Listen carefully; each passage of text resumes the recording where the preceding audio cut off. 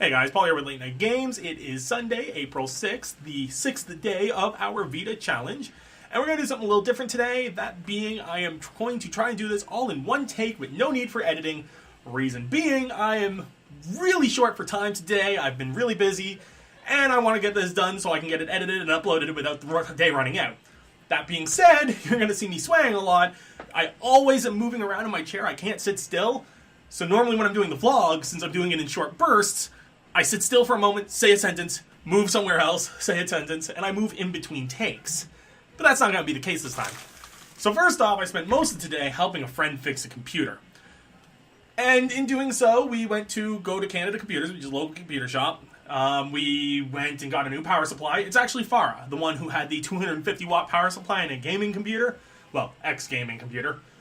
We got her upgrade to a 500 watt, got the computer running again, and we also got a video card that would not work, but it did go into her boyfriend's computer, which is good. Fiance? Yeah, her fiance's computer. The guy she lives with. Now, it took us, I'd say, 3 hours before we gave up on putting the video card in her computer, and the reason we couldn't put the video card in is there was no BIOS update. Well, no, first off, we needed to run a BIOS update, but we couldn't because the compact website for her model said it had one motherboard, and hers wasn't that motherboard. So we couldn't find drivers for her computer's motherboard. Even though we went to the site and looked it up by serial number, it said it had a different motherboard in it than what was actually there, which was weird. Also, when I went out, I decided to grab some food, and I went to KFC Taco Bell. Here in Canada, they're combined. I don't know if that's the way it is in the rest of the world, but Kentucky Fried Chicken and Taco Bell are combined. I discovered one of the greatest tacos I have ever had. I've already had one of them, and here's the other one still in its packaging. Let me flip it around for you. It is a Dorito taco. The shell is a Dorito. Like, look at it. This orange taco is a Dorito. Getting it in a Dorito box set, you also get a not crunch wrap, the Fry Supreme, which is the fries with all the toppings. Replace the fries with Doritos. It's just a Dorito with all the toppings from a Fry Supreme. It's basically Dorito nachos. It's awesome. Now, the other day I was posting on Facebook that we could really love... Not we could. I could. Most people think it's disgusting. I would really love if Taco Bell brought their breakfast to Canada. I discovered they have a waffle taco that's got waffle and sausage and egg in a taco. That is just phenomenal. Like, to me, blows my mind. Other people say we don't need it, it's unhealthy, yada yada yada. The CEO to Taco Bell, or one of the higher-ups, I was reading online that he said on a Reddit Q&A, or an AMA, Ask Me Anything, on Reddit, he had stated that if Canada takes Justin Bieber back, he will let Taco Bell serve breakfast in Canada. And since Justin Bieber is an irritation to the world, to those who find him irritating, those who don't find him irritating love him. I mean, to each their own. But for people who find him irritating, whether he's in Canada, or he's in the US, or he's in Britain, he's gonna be just as irritating, because his music is gonna get around regardless of where he lives. So having him live on our soil in turn for having a phenomenal breakfast, I think it's worth it in my own opinion, but that's just me.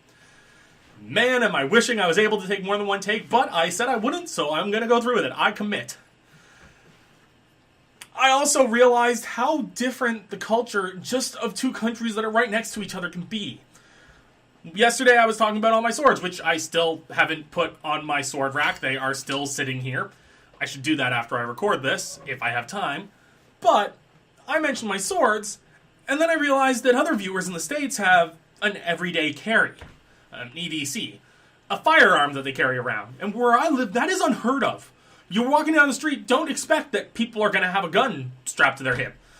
The only people you expect to have guns are criminals. And you know what? I don't know if that's such a good way to live life. Yeah, we don't have many gun crimes here, at least person to person that I know of, unless it's a big crime. But how the hell are we going to defend ourselves? Because if the criminals want a gun, they're going to get it whether it's legal or not. But by having the people not legally have a gun, does that mean that now we're not allowed to defend ourselves against someone who will have a weapon, legal or not? But that's the gun control debate that people have been having for generations. I mean, that's one of the main reasons there are gun control laws and why people debate whether or not there should be. It's the means of trying to control something that an illegal person will do anyways, but the harder it is for them to do, the more of a challenge it's going to be. by making it harder for the civilians, they also make it harder for the criminals who are also civilians. And while criminals will go around the law, the easier we make it for them to do so, the more often they're going to.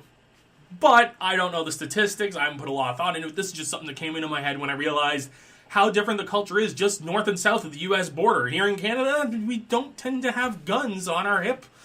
In the States, not everywhere does, but some places, not having a gun on you is considered unheard of.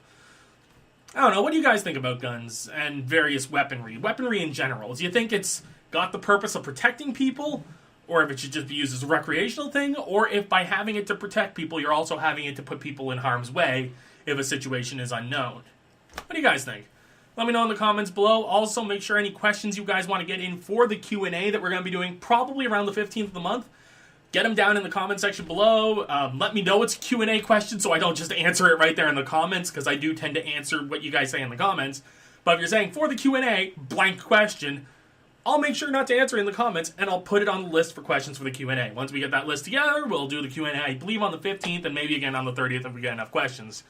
But I'm going to drop off here today, guys. I will see you next time. Take care, and thanks for tuning in.